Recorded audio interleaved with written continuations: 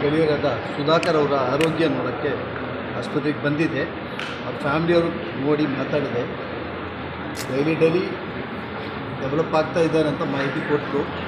ನಾನು ಕೂಡ ದೇವರಲ್ಲಿ ಪ್ರಾರ್ಥನೆ ಮಾಡ್ತೀನಿ.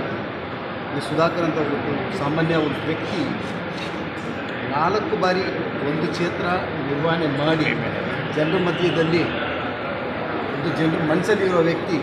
ಸಾವಿರಾರು ಜನ ಇವ್ರ ಬಗ್ಗೆ ದೇವ್ರ ಹತ್ರ ಪ್ರಾರ್ಥನೆ ಮಾಡ್ತಾ ಇದ್ದಾರೆ. ಅದೇ ಥರ ನಾನು ದೇವ್ರಿಗೆ ಪ್ರಾರ್ಥನೆ ಮಾಡ್ತೀನಿ, ವ್ಯಕ್ತಿ ಜಲ್ದಿ ಬಂದು ನಮ್ಮ ಕಣ್ಣ ಮುಂದೆ ಬಂದು ಜನರ ಮಧ್ಯದಲ್ಲಿ ಬರಲಿ ಅಂತ ಕೇಳ್ತೀನಿ. Thank you sir.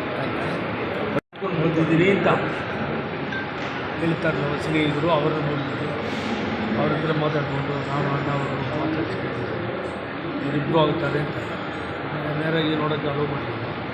ಒಂದು ವಿನಂತಿ ಇಲ್ಲ, ಅವರು ಸ್ಟೇಟ್ಮೆಂಟ್ ಹಾಸ್ಪಿಟಲ್ ಆಗಲಿ ಸರ್ಕಾರದ ಪರವಾಗಿ ಒಂದು ಸ್ಟೇಟ್ಮೆಂಟ್ ಕೊಟ್ಟರೆ ಕಂಡೀಷನ್ ಚೆನ್ನಾಗಿ ಪಾಪ ಒಳ್ಳೆ ವ್ಯಕ್ತಿ ಅವರು, ಒಳ್ಳೆ ಫ್ರೆಂಡ್, ಬೇಡಿಕೆ ಅಷ್ಟೇ.